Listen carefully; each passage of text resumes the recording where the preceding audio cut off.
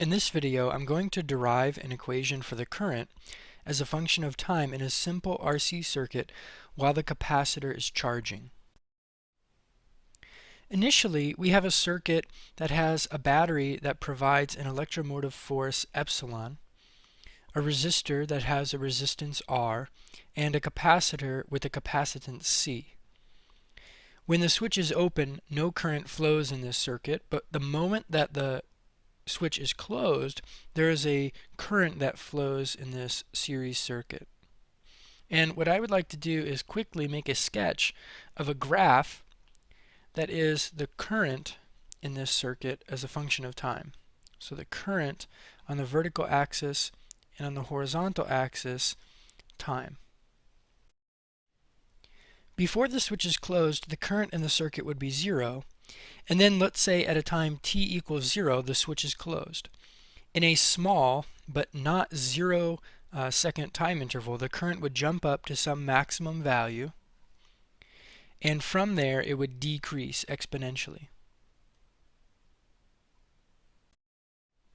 We're going to call the maximum current that's reached in this circuit I0 or I0. When the switch is closed, the current spikes up to I0, that maximum value of current, and then as current flows in the circuit, charge accumulates on the capacitor until the potential difference across the capacitor is equal to the potential difference of the source, here epsilon. And when that happens, we will say that the charge on the capacitor has reached some final value, QF, and that the current in this circuit has reached some final value that is approaching I equals 0. Once the switch is closed, in this circuit we have a loop that contains the battery, the resistor, and the capacitor. And we know by Kirchhoff's loop rule that the sum of the potential differences across these circuit elements is equal to 0 as long as we go in a full closed loop around this circuit. And so what are the potential differences across these circuit elements while the current is flowing in the circuit? The potential difference across the battery is just epsilon. The potential difference across the resistor would be due to the current at that particular moment in time times the resistance. By Ohm's law, V equals IR, and so the potential difference across the resistor would just be I times R. So we'll define the current at any particular moment in time in this circuit to be lowercase letter I. And for the capacitor, the potential difference across the capacitor would be Q divided by C, the capacitance of that capacitor. And so I represents the current at any particular moment in time, and Q represents the charge on the capacitor at any particular moment in time. By Kirchhoff's loop rule, then, the sum of the potential differences across this circuit should be equal to 0, and that can be written as epsilon minus I times R minus Q over C equals 0.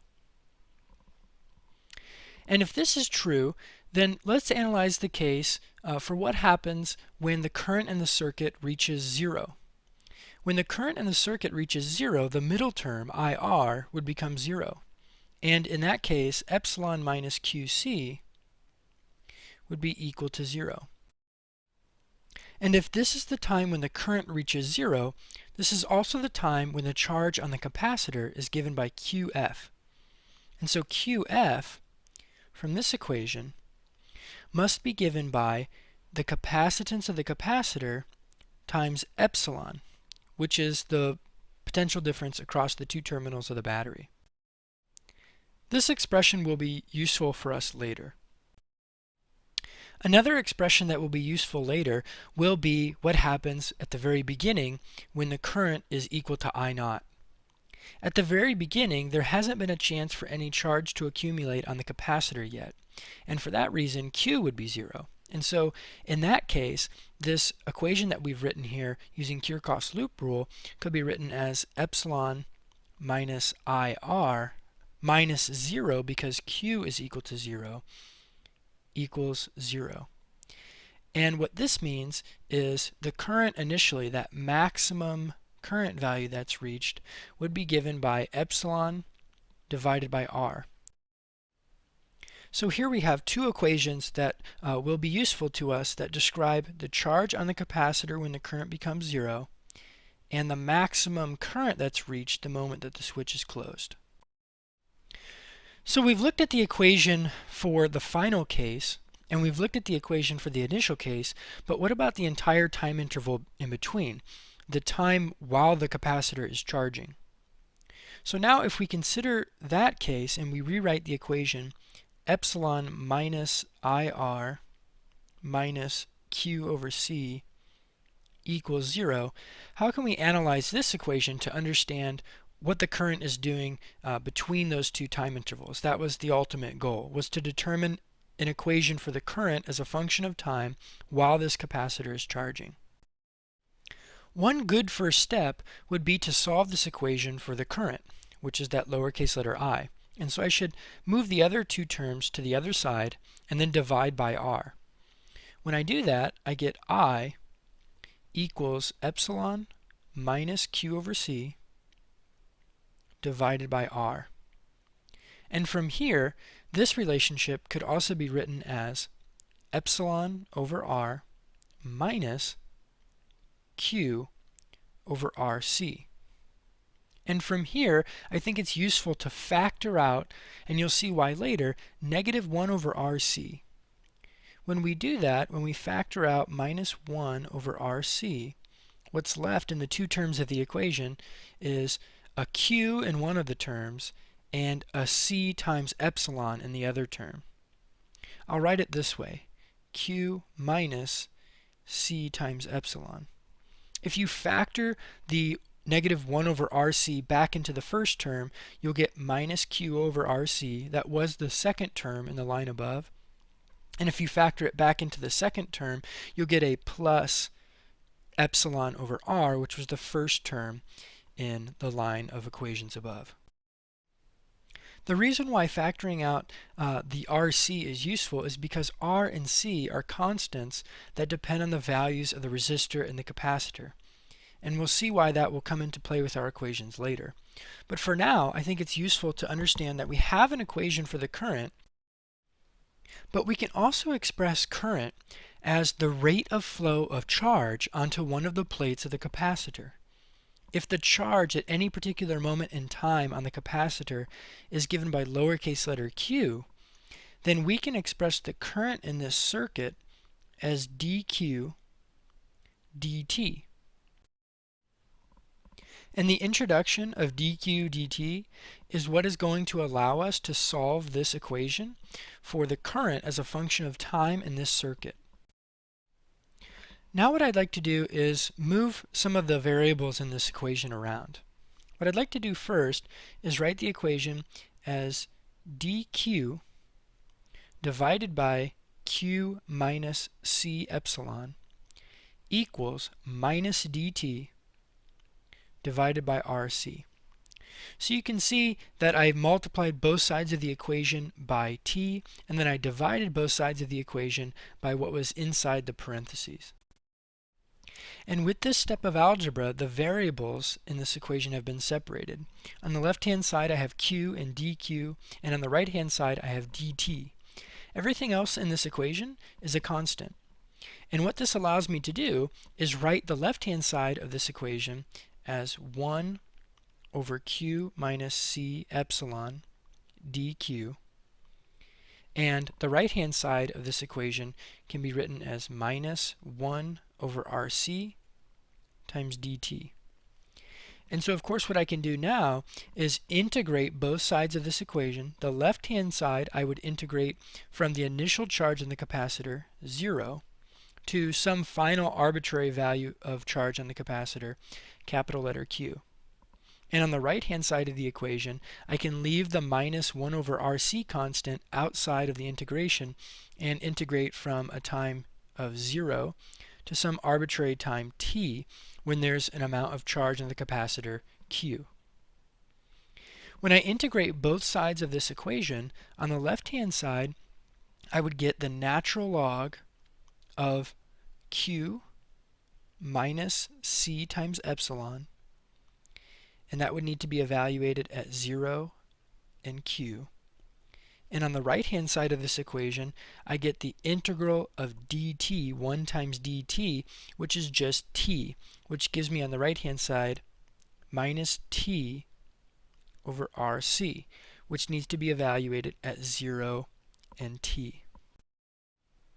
And now when I evaluate both sides of this equation, on the left-hand side, I get the natural log, first plugging in q, I get q minus c times epsilon, minus, and now I need to plug in 0. And if I plug in 0, q will be 0, but I'll still have the minus CE inside the natural log. So minus the natural log of minus CE. And on the right side of the equation, I would plug in t, which would give me minus t over RC, and then plug in 0, and I would subtract 0. And so I won't even write that. On the left-hand side of this equation, I see something that looks like the natural log of A minus the natural log of B.